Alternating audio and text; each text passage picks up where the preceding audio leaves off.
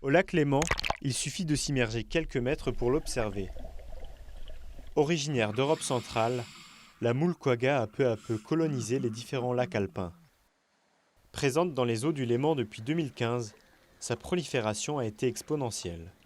Ce chercheur de l'INRAE, installé à Thonon-les-Bains, a pu constater le phénomène. Elle peut être partout. Je vais vous parler de mon expérience en tant que plongeur et de ce que je vois sous l'eau.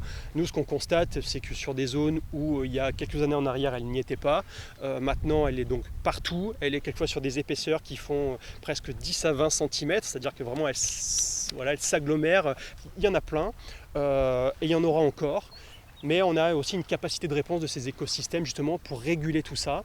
Et une fois encore, pour des espèces comme celle-là, on ne peut rien faire, on ne peut pas agir, on peut juste constater. Donc voilà, gageons sur le fait que si nos écosystèmes vont bien, si on continue à les protéger, si on continue à les préserver, eh bien, ils auront eux-mêmes leur capacité intrinsèque à pouvoir lutter contre ces proliférations. S'il se veut rassurant sur son impact écologique, c'est son incidence économique qui inquiète, notamment au lac d'Annecy, où la moule quagga ne serait pas encore arrivée. C'est pourquoi le syndicat mixte du lac d'Annecy vient de lancer une campagne de sensibilisation destinée aux usagers du bassin. Un travail préventif essentiel pour garantir le bon fonctionnement du lac. Le problème sera économique si nous ne faisons rien et que nous laissons cette espèce envahir nos écosystèmes. Parce que ça a des conséquences aussi sur les milieux, sur les fonds marins, sur la biodiversité, sur la faune, sur la flore, sur la pêche.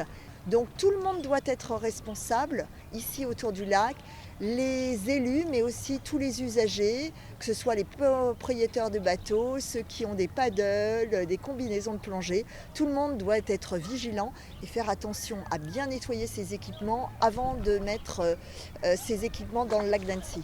Si l'action humaine ne peut garantir à elle seule que le lac d'Annecy ne sera touché par la moule quagga, sa régulation reste un enjeu important. La réparation des problèmes qu'elle a engendrés au lac de Constance est estimée à près de 500 millions d'euros.